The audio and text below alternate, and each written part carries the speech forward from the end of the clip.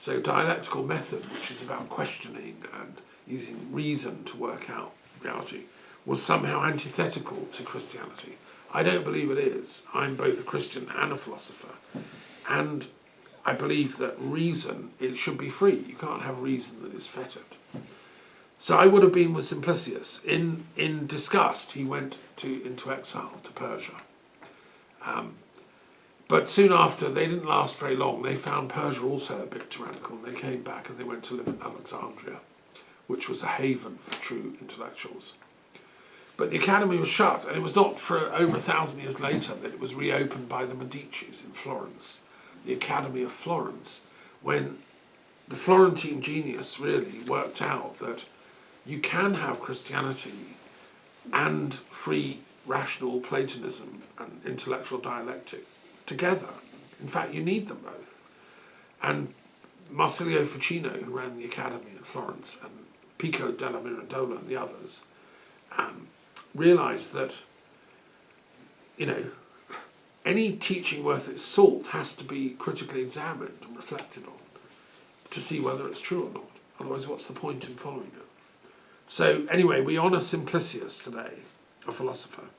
We also have today a great French sociologist called Pierre Bourdieu, who lived from 1930 to 2000.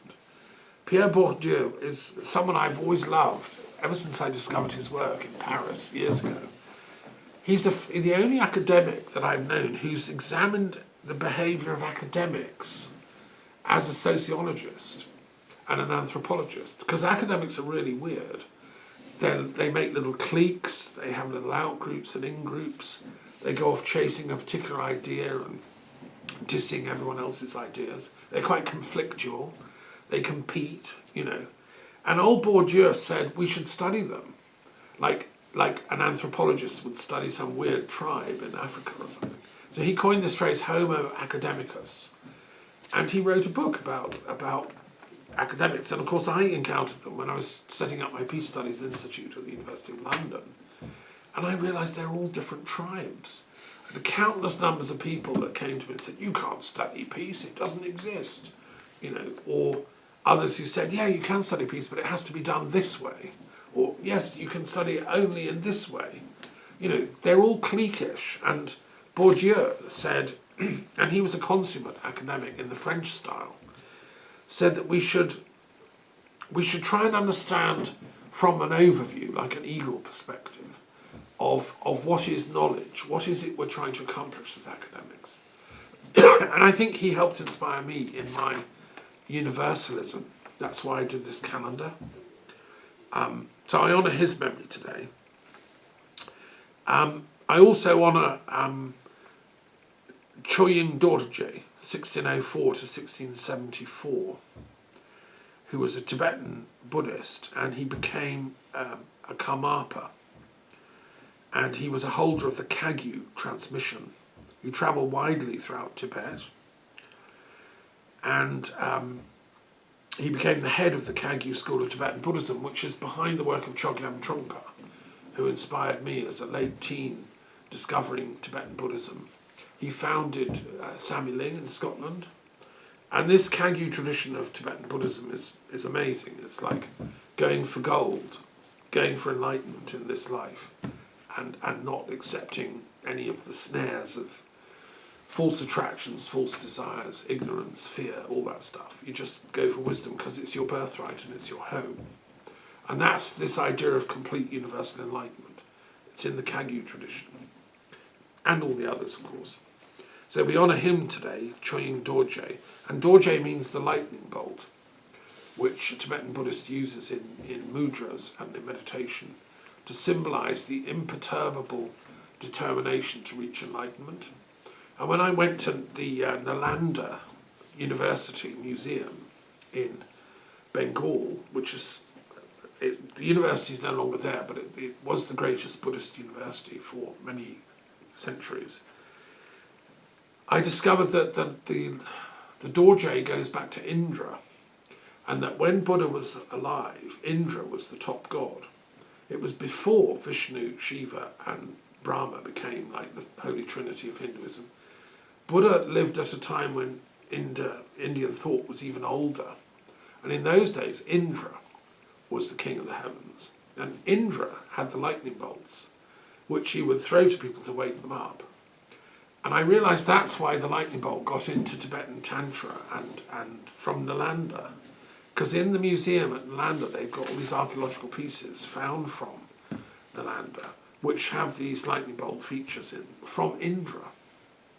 Nobody told me that, but it's obvious if you think about it.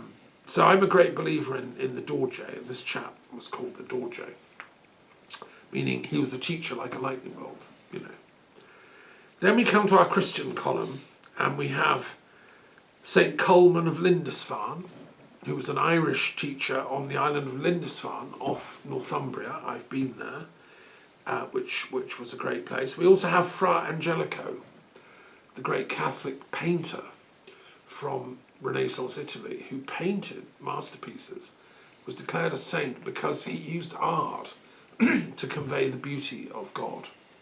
God's creation is so beautiful, let's paint it and share it. And he was beatified for his work.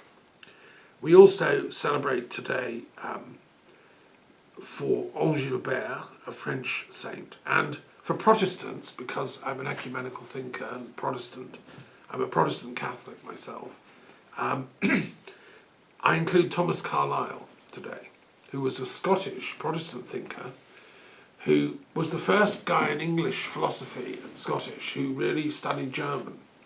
He studied Kant and Goethe, and he learned German. And he realised these German philosophers were like way ahead of the English. And he tried to wake up the sleepy English intellectuals who were doing boring old empiricism and skepticism with Hume and all that. And Carlyle said, no, it's the ideal. Seize it, grasp it, run with it. God is inside you as your mind. Essentially, that's the secret of Hegel. And Carlyle was just really excited about this, bringing German philosophy to the English, trying to wake them up. And he lived in Chelsea, near where I used to live and teach. And he wrote some amazing works. And his most important thing he did for intellectual life in Britain was to found the London Library in St James's Square, which I was a member of for over 10 years. It's a private library. He used to go to the British Library and, like anyone, had dozens of books on his desk when the bell went for the end of the day. And you couldn't take the books home. You had to leave them all and come back the next day. And so Carlyle said, to hell with this, let's found a private library for actual scholars. And in the London Library, you can take the books home, you see.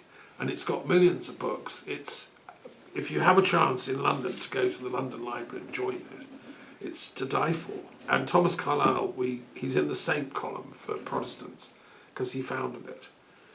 Bless him. So there we are. There's our little collection today. And by the way, talking about runes, he wrote a wonderful little book I've got called Heroes and Hero Worship. He was trying to popularise philosophy. He wrote complex stuff, but he also wrote simpler stuff. He was very famous in Victorian Britain. My grandfather had a copy of Heroes and Heroes Worship, which I've got. And what he's done is he's taken great thinkers from traditions and writes a chapter about them, a bit like my Saints book here. And in the Heroes and Heroes Worship, he has Odin. He writes about Odin as the bringer of the runes, who's the hero of the Norse sages. So Carlyle knew all about the runes and about Odin and honoured him, But he also has Muhammad. He has a chapter on Islam and the birth of Islam and Muhammad, and he ranks Islam and Muhammad as worthy of serious, honour and reflection, because he recognised in Muhammad a noble soul. He'd read the Quran, he'd studied it, and so he didn't have all this Islamophobia going on that some other lesser intellectuals still have. What Carlyle wanted was to see the best of all these traditions flourishing together in peace. And, that's what I want too. That's what the Institute stands for. So, we honour Carlyle's memory today, as well as all these other great sages. And, any questions about any of those, or anything to do with how we can bring them into amity and unity, into the light?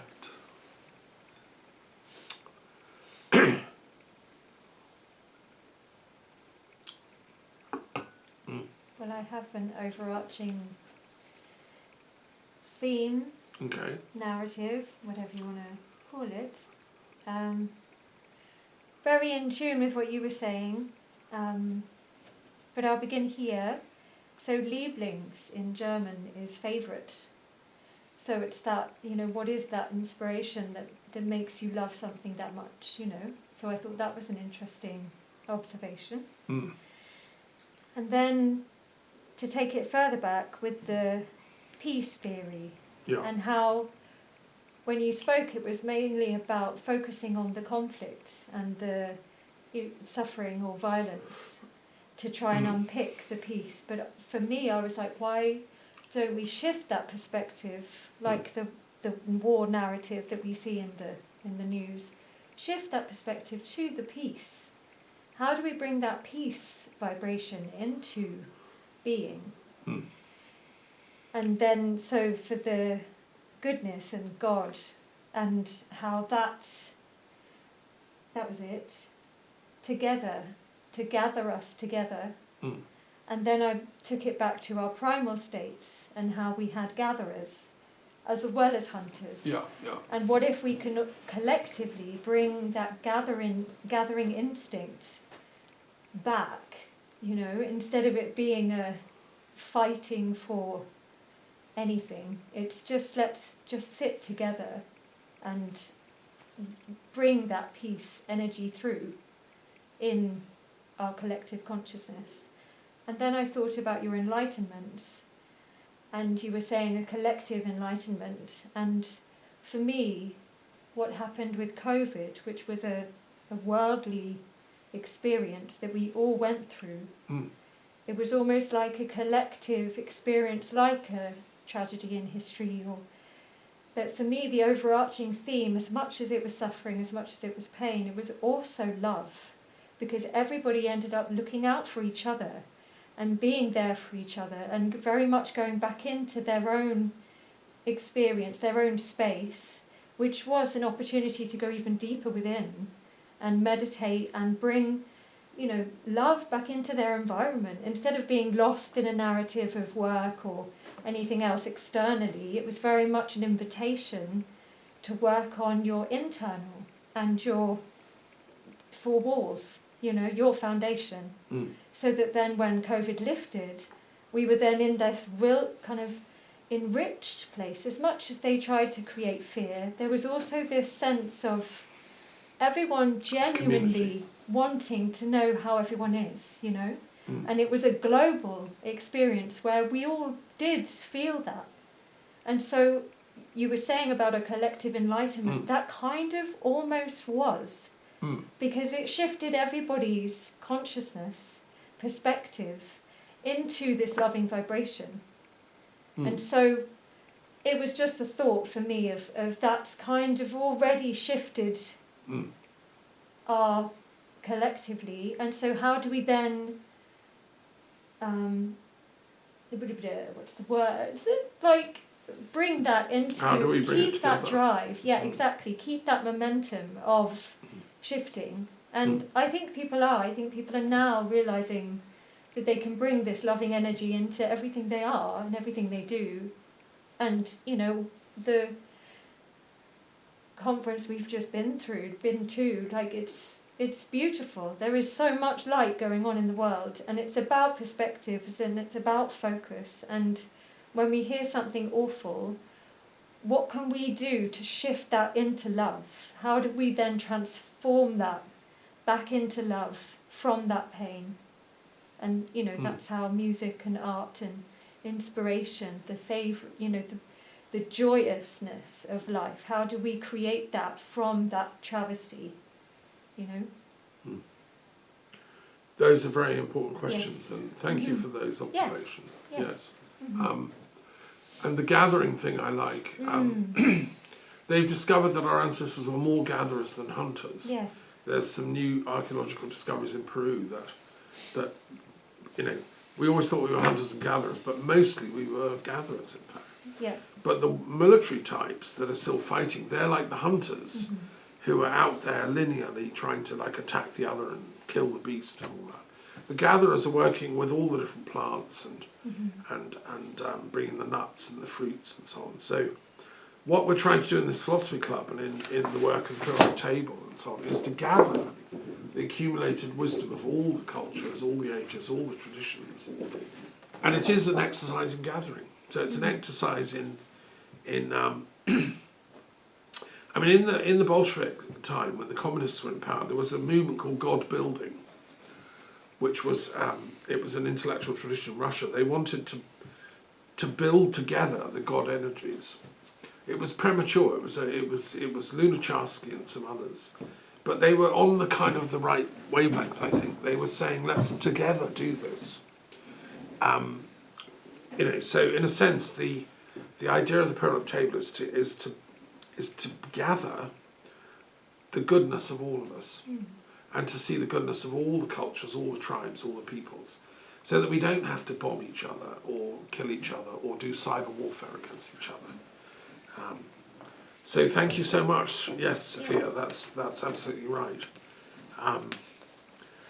So let's just keep going and see if we can make a difference. I mean, we can only cast a few pebbles into the pond, but from the ripples that come out, hopefully, goodness spreads. So thank you. Thank you. Appreciate it. And we'll see what we come up with next week.